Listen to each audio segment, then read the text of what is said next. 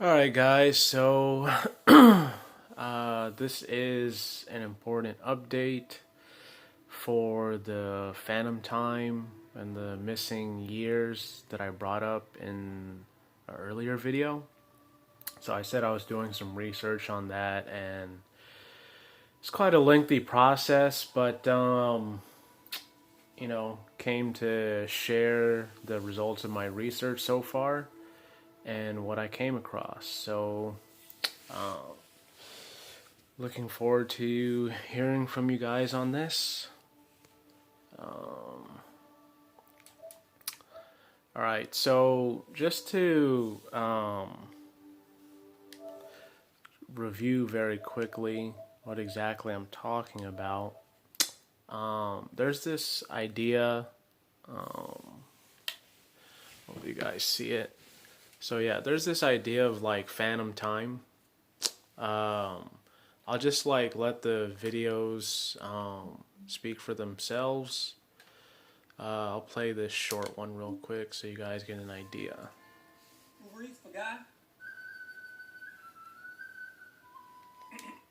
From UFOs to ghost and psychic powers, history is riddled with unexplained events. You can turn back now and learn the stuff they don't want you to know.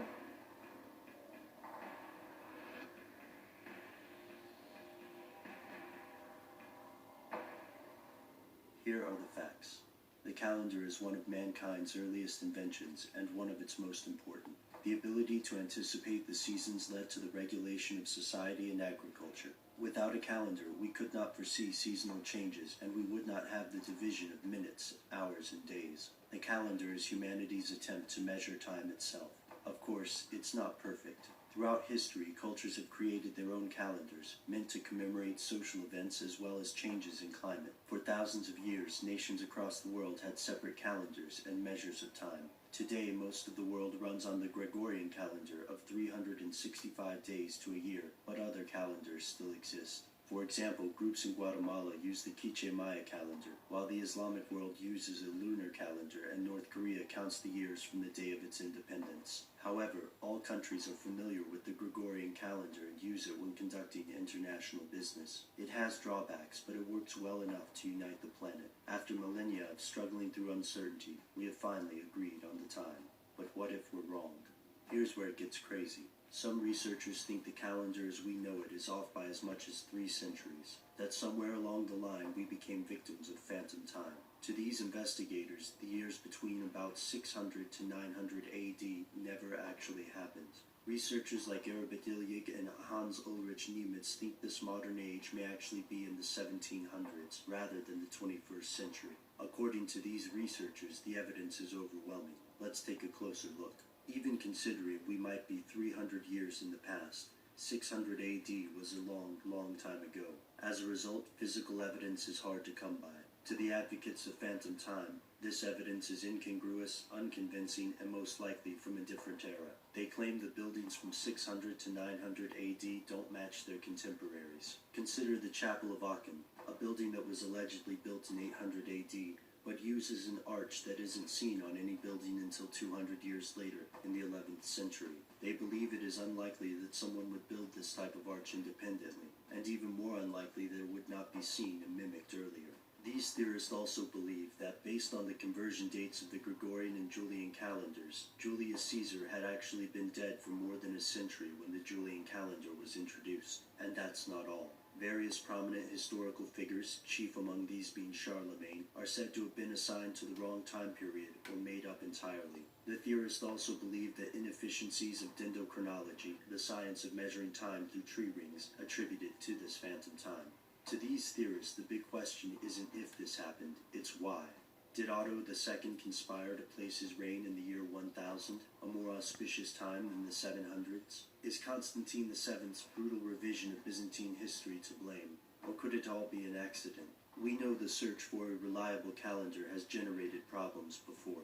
For example, when Britain adopted the Gregorian calendar in 1752, the discrepancy had grown to 11 days, and citizens across Britain rioted, believing these 11 days were stolen from their lives. But to mainstream scientists, the evidence given by these theorists is circumstantial at best. The phantom time hypothesis lingers on the fringe of accepted historical research despite the protest of its champions. Many phantom time theorists believe that the mainstream world has simply decided to ignore the issue, perhaps because of its unorthodox nature. After all, if our modern calendar is hundreds of years off, it will require a profound revision of history.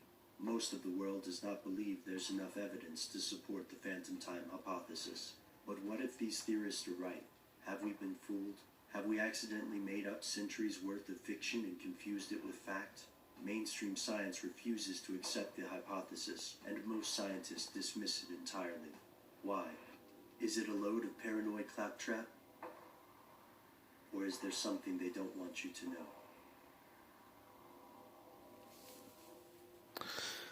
Yeah, okay, whatever. So there's that. You got obviously different people trying to hype it up in their own way.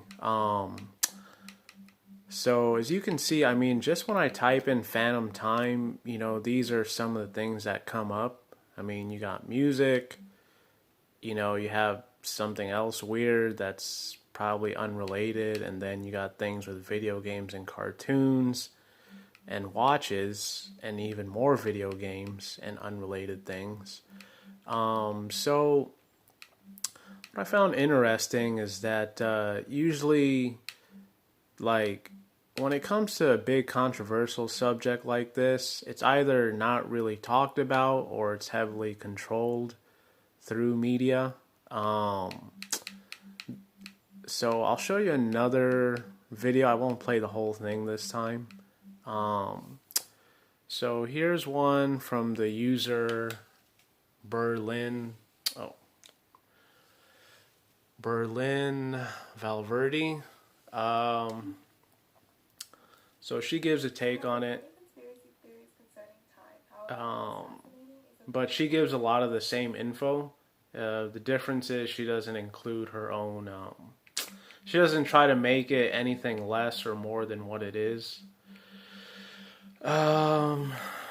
So you guys could check that out too. You know, the reason why I'm encouraging that is because, like, you know, you want to base everything on 2 or 3 witnesses to establish the truth. So just, you know, get an idea of what's being said. But really, this guy too, he's a younger guy. Hi everybody, this is another day. I'm going to do another conspiracy theory episode. So, he goes by the name of Methlo Kaiju. Sounds like he's in middle school by the sound of his voice or whatever. It's a fairly older video, about 5 years old, but he talks about it. You know, so he gives his thoughts, but again, a lot of the same conclusions or a lot of the same evidence is presented. And then you have other people like this guy, Colin's Last Stand. Colin's Last Stand now has a weekly podcast dedicated. So, during one of my monthly Q&A videos that I do with $10 and up. So this guy... 300 years of history, 297 years in fact, never actually happened. Let's go. You may think never actually happened. It's this conspiracy theory called the phantom time hypothesis. And I had never heard of it. I'd never heard of it in my life. So after he asked that, I started reading about it, and it's extremely strange. So today's video is dedicated to what if 300 years of history, 297 years in fact, never actually happened. Let's go.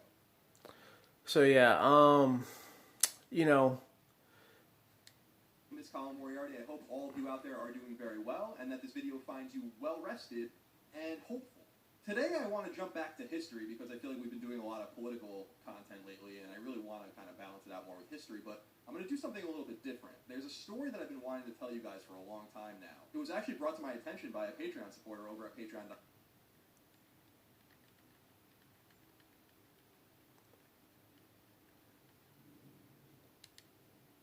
Conspiracy theory, or the 9/11 conspiracy theories, or the JFK assassination conspiracy theories, is because, well, this one is lesser known. It's almost completely unknown, in fact. I had never heard of it.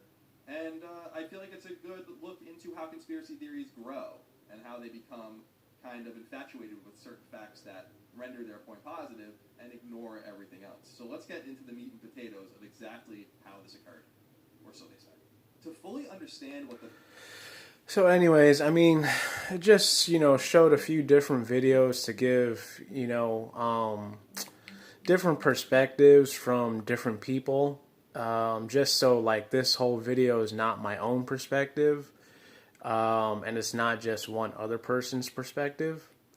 So you got like some sound bites of like what some of these other YouTubers had to think about it. Now the other thing I will present here is whoops, get this thing set up. 1,000 years of history missing.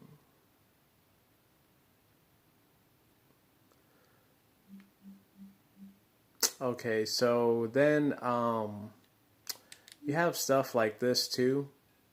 All right, to prove that I have a theory, and so look at this coin. video right here, it's more Look at the eye.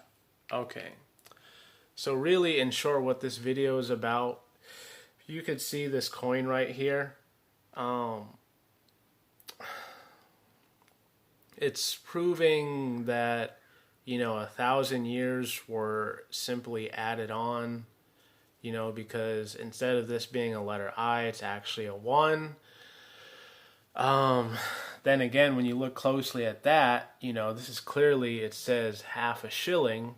So there's that similarity. This is why it's important to closely look at the evidence for yourself. But there are some other examples. This is another one. Well, we know that this guy gives.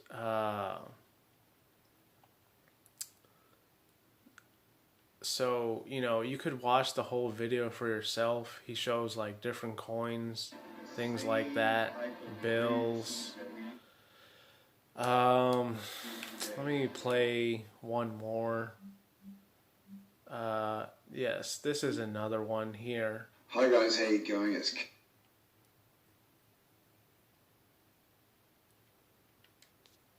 So this guy gives a little bit better, more evidence on what he's trying to present here. So this guy actually shows like old maps and things like that. He's kind of pointing out a lot of other similar things as the first guy. Now here, so this guy, he presents better evidence. So he has a close-up zoom of a map. So instead of that being 1562, it's clearly a J, because in front of it you have anno, which in Latin means year of, and then the J is for Jesus, right? So the year of Jesus, 562, and they trace that time, I believe, from either his birth or his resurrection. I can't remember exactly. And then here shows another example. Then he goes over more evidences. Now this one was pretty intriguing. He starts telling stories about how the churches were going around destroying like ancient tombstones and replacing them. And you can see here, let me see if I can hit play. So yeah, as you can see there, whoops, oh man. Sorry guys, I didn't mean to skip that. Okay, here we go. Yeah, so as you can clearly see here, that is a J and not a 1. And you can tell the difference here. So 2¼ miles, J 794. And you can clearly see this is a Cambridge stone. So, and here's another example right here. Okay, so show one more. So we're look. All right, so that is to just get you guys caught up really on what I'm saying and just show you the evidence, or more get you guys curious to look into it for yourselves and show you some of the videos of where I found these things. Now, as I was tracing this back, I came to find that part of the phantom time theory, or not part of it, but that theory is actually traced back to a older gentleman by the name of Immanuel Velikovsky. So I have that here in my history. So there he goes, nice looking gentleman, elderly gentleman there. So that's an original interview with him. So if you guys want to watch that, you can go watch it for 14 yourselves. years ago in 1950, an amazingly unconventional. Okay. And I believe there was one other one I found. Can't remember exactly where, but anyways, that's the information right there for you guys if you want to watch that more. Now, very quickly, this gentleman, he is one of many well-known revisionists of chronology. So in other words, someone who is revising the chronology of history due to their own independent research and things like this. So in short, Immanuel Velikovsky, he began questioning the authenticity and the dates that were given in history, as he noticed that, as we heard in the other videos, the time in the Gregorian calendar was off. And when you add up because simply Pope Gregory the 13th, instead of adding the 13 missing days that were not in the Julian calendar, he only added 10. And at first, the 3 missing days don't seem to add up or make much of a difference, but over a long span of time, he found that it accounted for 300 years of history that actually never happened. And so he came out with two big controversial writings. He came out with more writings than that, but the first one is called Worlds in Collision, and the other is Ages in Chaos. I'll show you guys those works now. I won't read them or anything, but I have some web pages here already prepped for you guys to look at. Okay, so this first one, the Velikovsky Encyclopedia, it's not his official website, but as you can see here in the introduction, this here is just simply about the author, Immanuel Velikovsky, and the people in controversy that resulted from his works. And so this is an objective website. It doesn't, set out to say who's right or who's wrong. It's just a source of information, just documenting everything that happened. When he came out with his theories, and, well, I already read it right there. So if you guys want to check that out, it's the Velikovsky Encyclopedia. Now for the next one, here is the wiki source if you want more information on Immanuel Velikovsky. And then the next, that's just Bible Hub. Okay, so here, this is a favorite site of mine I like to go to. It is called archive.org. Okay, so here you can find a lot of free PDFs on books that you hear about, or if there's some ancient writings you want to find, most likely can find it on here for free, and you can read it online. or you can download it in one of these various versions. So you guys want to check that out. And then also on the same website, once it loads here, you can also read Ages in Chaos by Immanuel Velikovsky.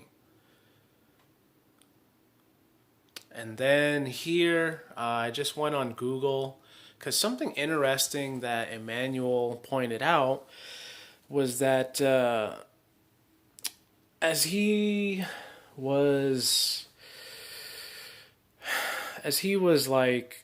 was listening to his interview, and just the evidence that was being, talked about by some of his critics and some of his supporters, some interesting things that came out of it was that Immanuel Velikovsky, he found that as he was looking in various fields of science, archaeology, geology, things like this,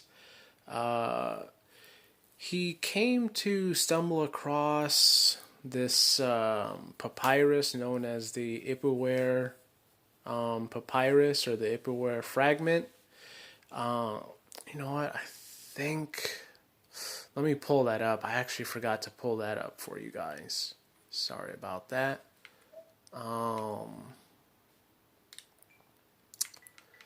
And in short, what that is about, it is a ancient fragment which is found in the Middle Kingdom of the Egyptian dynasty, which actually corroborates with and proves the historical truth of the 10 plagues talked about. Oops, why did I put that? Talked about in the book of Exodus. Sorry guys, I'm like doing this with like one hand here.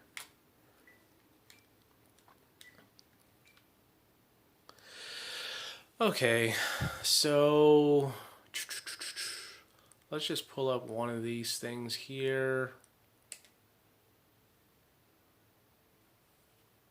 Okay, so here, I just chose the first thing on the search, or the second thing on the search. Or is it the second? No, the third.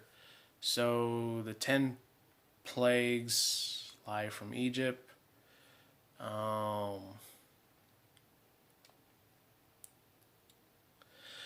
Okay, so here you can read the papyrus here, and then you can read the corresponding verses from the Torah. So, plague is throughout the land, blood is everywhere, all the waters of the river were turned to blood. There was blood throughout all the land of Egypt, and the river stank. Men shrink from tasting human beings and thirst, men shrink from tasting, most likely. Okay, I guess that dash in the middle, maybe there's like a missing fragment. And then human beings and thirst after water. And then all the Egyptians dug around the river for water to drink. They could not drink the water of the river. That is our water, that is our happiness. What shall we do in respect thereof? All is ruin. Then keep reading down. Here the animals and cattle are dying. The children are dying. And it says, here's the other cool part. Gold and lapis lazuli, silver and malachite, chameleon and bronze are fastened on the neck of female slaves. Okay, and then yeah, so you can go read that for yourself. There might be like a better one. When I find it, I will share it with you guys. Maybe this one has like a better...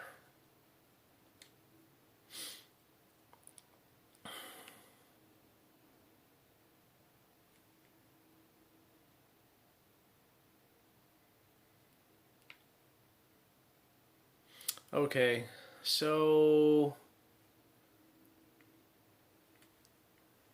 yeah, okay, this website is better here. So this is the website right here. And then let me go back to the Google search page so you know which one I selected. Oh, can't connect to the server. That's not good.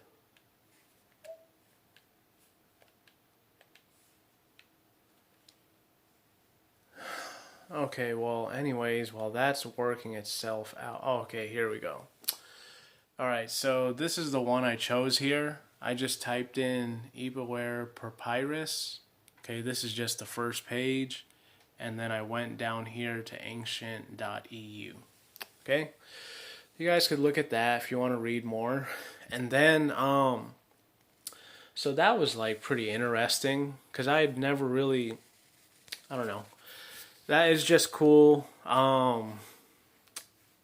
know, because, I mean, we're told generally that the time of the 10 plagues happened during the New Kingdom of the Egyptian dynasty, but according to that fragment and the time period it was found, it actually occurred in the Middle Kingdom of the Egyptian dynasty, which is, well, later and at a different time.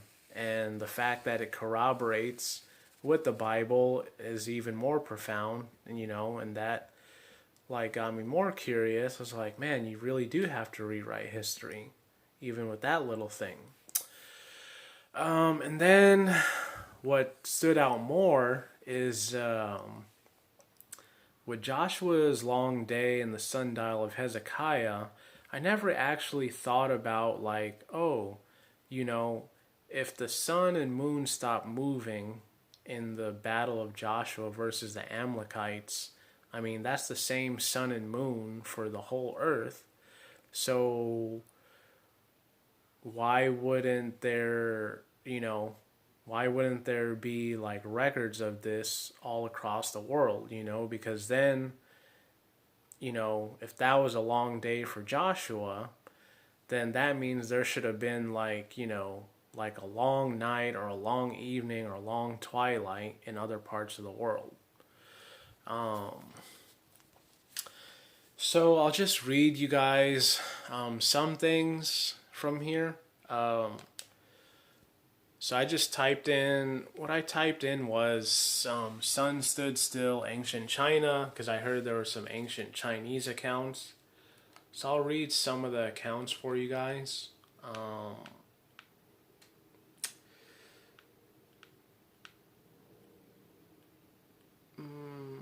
Okay. So I guess there's Joshua's long day in Africa. And I get, so there's some stories about that. And then,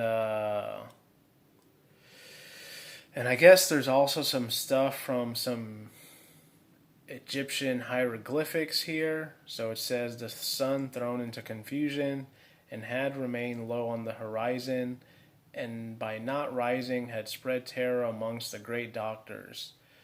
2 days had been rolled into one, the morning was lengthened to 1.5 times the normal period of effective daylight.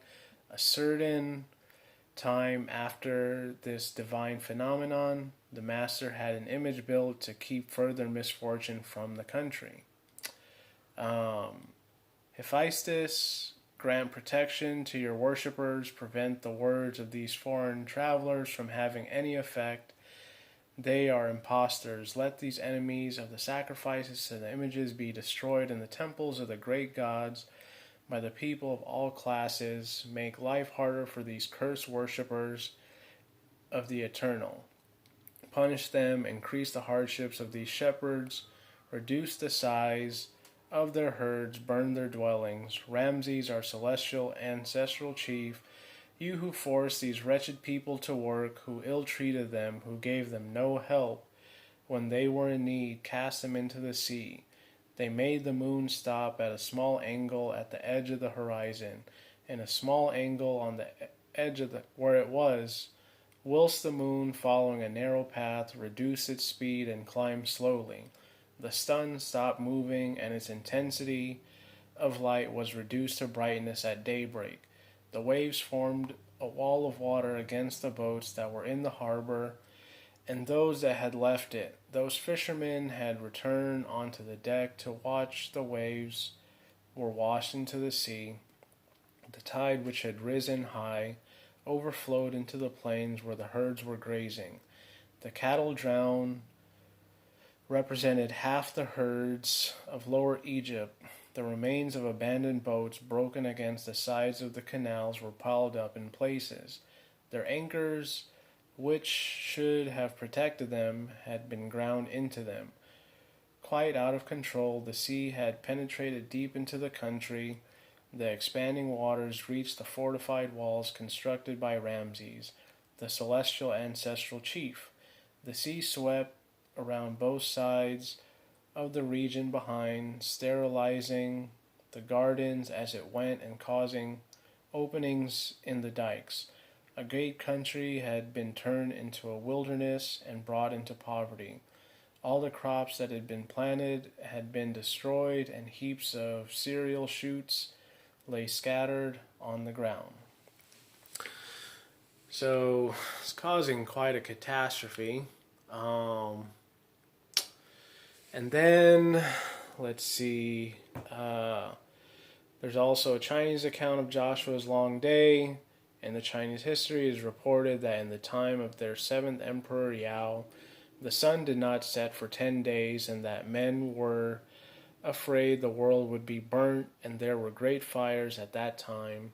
And though the time of the sun standing still were enlarged beyond the bounds of truth, yet it seems to refer to this fact, and was manifestly about the same time, for this miracle was wrought in the year of the world 2554, which fell in the 75th, or as some say, the 67th year of that emperor's reign, who reigned 90 years.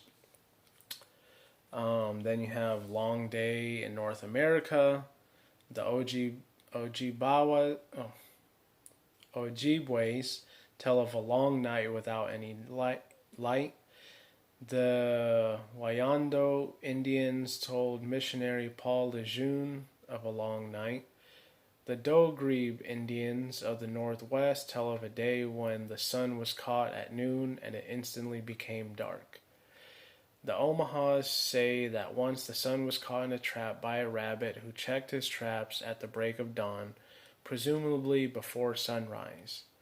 This may be Hezekiah's sign instead. Finally, the Bungie Indians from Lake Winnipeg area of Canada also tell of a long night.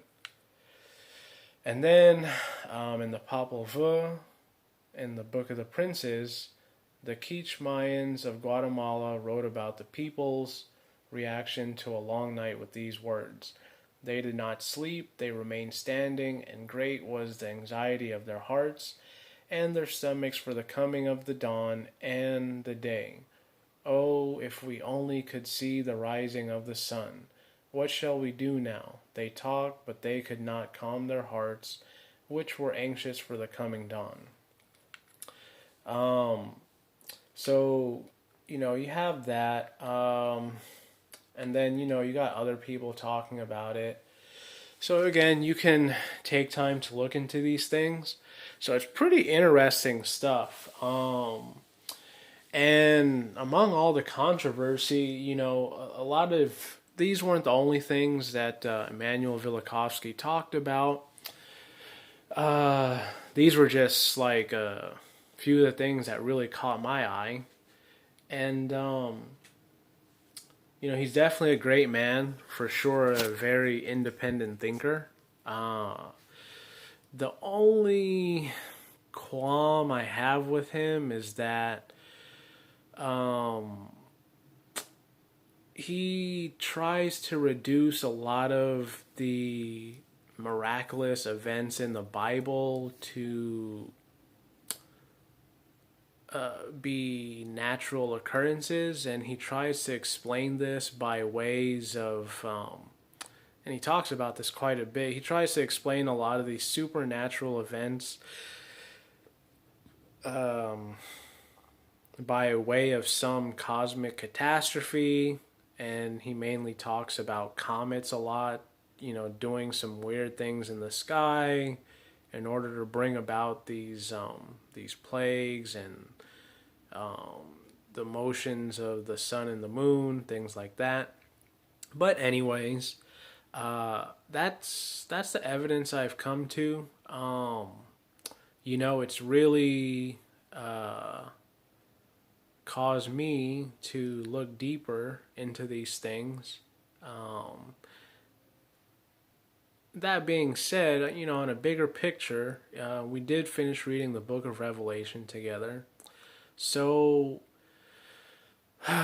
while it's still a challenge to figure out exactly what year we are in, according to what we read in the book of Revelation,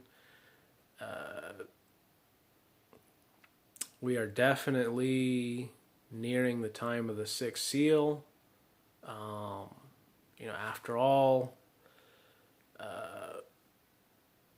we are told in the book of Revelation that the mystery of the beast with the 7 heads and the 10 horns, okay, the 7 heads are 7 kings, 5 are no more, 1 is, and 1 is yet to come, right? So we're in the time of the 6th head of this beast, and the time of that beast is gonna, you know, be short, and it's gonna be no longer. So definitely we are nearing the the coming time of Christ, and I'll actually touch on that in another video after this. But as far as this video is concerned, this is just, you know, my update on the research I've been doing for the missing years in history, or the added years. Anyways, guys, that's it.